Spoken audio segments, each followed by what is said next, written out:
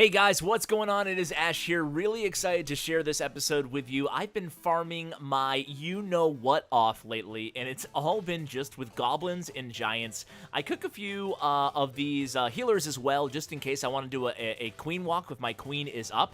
As you can see from my log, mostly it's just totally giants and goblins, but I love this strategy, and take special note of the attack time between attacks. Now, granted, I am boosting right now, but whether or not you boost, this army is a very, very fast cook time, and if you're not boosting, I would go ahead and recommend just going ahead and making it all goblins, just leaving the giants at home because they take a significant more time to cook, or at least drop out the healers, because you certainly won't need them unless you get into a heavier base. So basically, it's mostly collector raids, but sometimes I'll attack a non-collector base if I have my queen and my healers up. That's why I do keep 4 healers going on boost in one barrack. So here's an example of that. It's obviously not a collector raid, so I'm just going to start out with, I'm just going to do a super queen attack basically, and then what I'll do is I'll let my queen go for a long time, like a minute to 2 minutes of just queen walk basically. I'll let her make her way halfway around the base or so, let her clear out about you know, a third or even up to a half of the resources,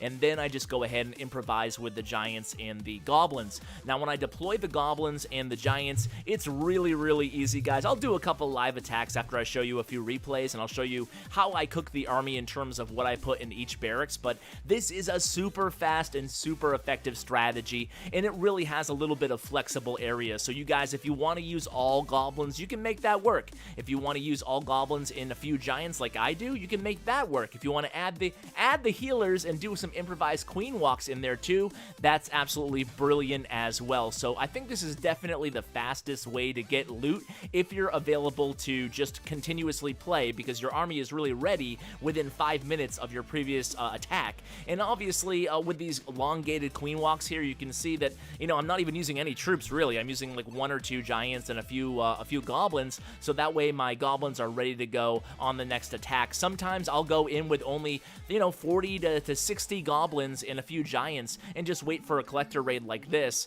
and you don't really need 150 goblins for a raid like this. So collector raids, by the way, guys, I don't know if people have been stopping playing the game, but hey, I'm not going to complain about it, because dead bases seem to be absolutely insane in Crystal 2 right now. I've been staying in Crystal 3, 2, or 1 because I like the loot bonus, and when I use the healers on my Super Queen attacks, I like getting that extra loot bonus for the 50%, and plus there seems to be a ton of dead bases up here, so I'm really happy up here in Crystal right now. So if it kind of dries up, maybe I'll go back down, but man, I love the loot up here, guys. It's awesome. I love this. So I'm gonna go ahead and do a live attack here. We're looking at this base right now. I'm just gonna drop the queen, and I'm gonna drop all 5 of these healers on the queen. Now obviously 4 healers would be ideal, but I cooked 1 extra accidentally, so we'll just put all 5 on the queen, and you're gonna see how I'm gonna be able to attack this base. It should be pretty easy. I'm just gonna let the queen do her thing for a while,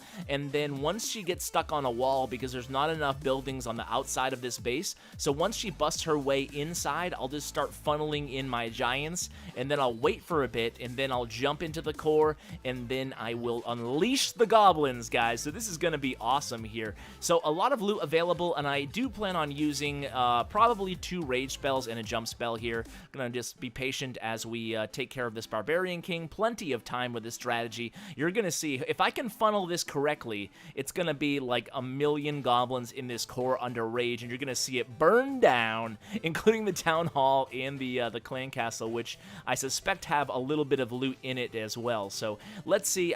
You can see I'm using a few goblins to just make sure that the queen funnels into the base, and the rest of the giants and stuff funnel as well. I dropped half of my giants, so some would head towards that cannon, and then another half a little bit lower, so they head towards that archer tower. Let's get the poison down for this clan castle. Let's see. How are we looking? We're looking pretty good. I have my first rage down. I'm going to go ahead and jump into the core right now, and then let's unleash these 48 goblins, guys. Watch these guys. It's going to be crazy. So the goblins are heading right to the core through the first rage spell, and then into the second rage spell that I just dropped. And look at this. What is going on right now?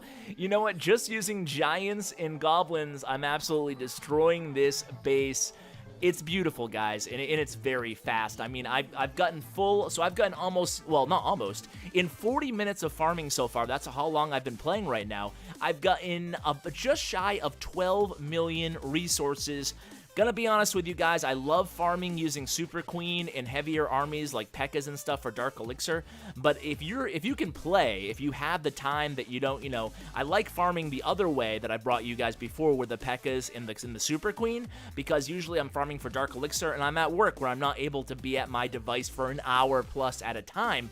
But if you have the time to farm and stay with your device, then by all means, especially if you're gonna boost, try this out, guys. You won't regret it. I mean, it's not a new strategy by any stretch, but for whatever reason, I'm just finding the bases, and I love trickling in these giants before the goblins on these collector raids. I think it's way better than Barch personally, or Bam, just because the goblins are, they're so fast, they just eat through those resources, eat through those collectors and through those storages, and it's just really, really nice. It's awesome. So let's go ahead and do one more raid, and what I'm going to do is I'm not going to gem anything finished or whatever. I'm just going to use whatever has cooked up in the meantime, and then hopefully we'll get to very close to full collectors so we can go ahead and start some upgrades.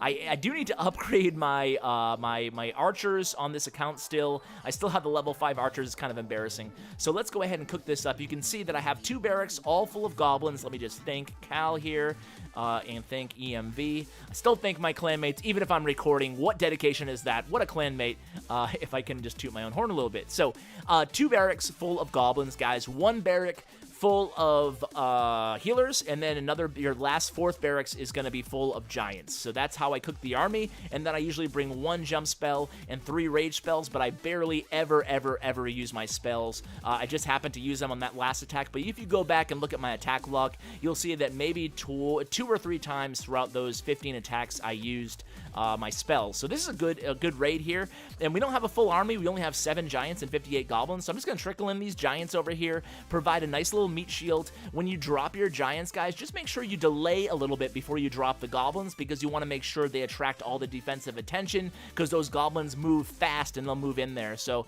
I'm going to take it, 1 quadrant at a time. There's no need to spread out with 4 or 5 fingers like you do on BAM attacks.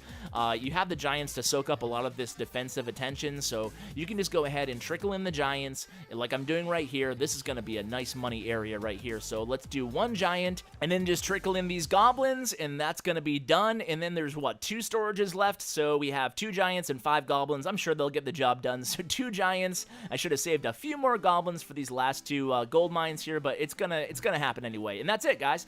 And now I go back to my home village. I make sure all my barracks are still going, and then I rinse and repeat, guys. This is easy as that, and I'll pretty much target anything that I'm gonna get a net gain of over 200,000, maybe 300,000 resources, somewhere in that neighborhood. Again, my attack log here, you guys can see I'm not skipping that many bases either. It's just awesome, guys. So good luck with this strategy. As you can see, I'm pretty pumped about it. I'm pretty pumped to have full tanks of gold and elixir. We'll see. I'm gonna probably figure out off air what to spend it on, but guys, just wanted to thank you for the continued support and for watching this video. Having a lot of fun playing Clash of Clans right now. Guys, if you made it to the end, let me know. I want to give you props in the comments below.